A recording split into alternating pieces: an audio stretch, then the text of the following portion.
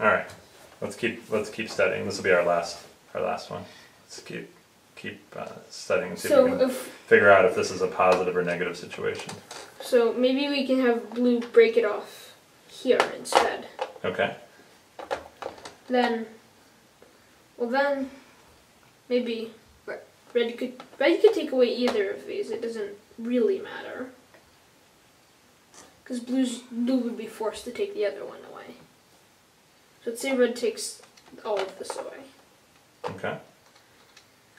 Then blue can take this away. Yeah. Red takes that.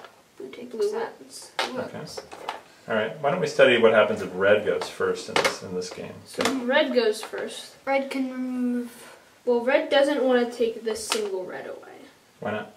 Because if red does that, blue takes this away, red takes this part away, blue takes that away, and then red loses. Okay, so it's we can see relatively easily that if red removes the single red first, red loses. So red should not remove the single red first. So, I mean, it doesn't matter which of these stacks red takes, but we could say red takes this. Okay. Then If blue removes the whole stack, red removes that, blue takes that, red loses. Okay. Maybe we could try the only taking part of the stacks strategy. All right. So let's say red has to cut it off at a red. Let's say red takes that. All right. but then blue just takes the whole stack. The rest of it. Okay. What happens now? So red takes this, blue takes this, red takes that. Red wins. No. Ah. Yeah. Okay, so maybe blue shouldn't take this whole stack away. Maybe we could have blue only take the top. All right. If red that happens, Well, what if red takes away this? red could also only take away the top. Okay. Ah, red says, okay, fine, I can do that too. Then blue can does do that. again. All right. Then red can do that. Then blue. Okay. Now what do we have? Now what do we have? Okay. What should blue do here? Well, maybe blue can do the same. Maybe blue can remove like that. Yes. Yeah. Okay. Blue does that. Well, that's kind of the same as removing it to here because you're gonna just eat down the stack to here. Okay. So just do that. So blue removes it to there. Then what can red do? Well, I think either way red loses because Whoever goes- Well, it's red's turn now. yeah, because we already said that if red took this away, red would lose. Yeah. So red would want to take this away instead. Okay.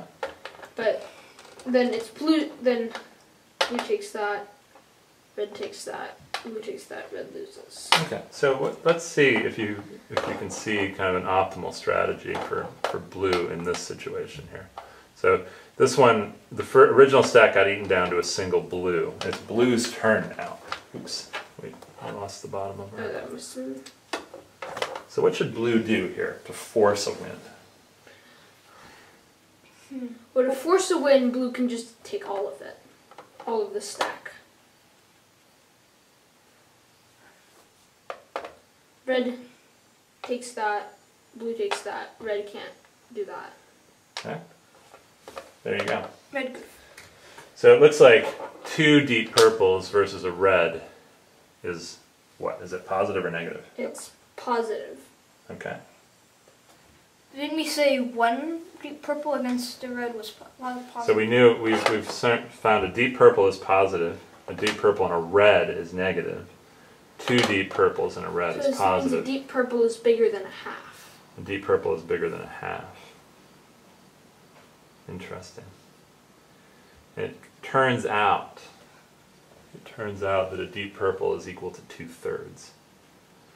Cool. So that Was 2/3 a surreal number? well, yeah, interesting, right? If we had a 3rd deep purple, which I'll just make by pretending. I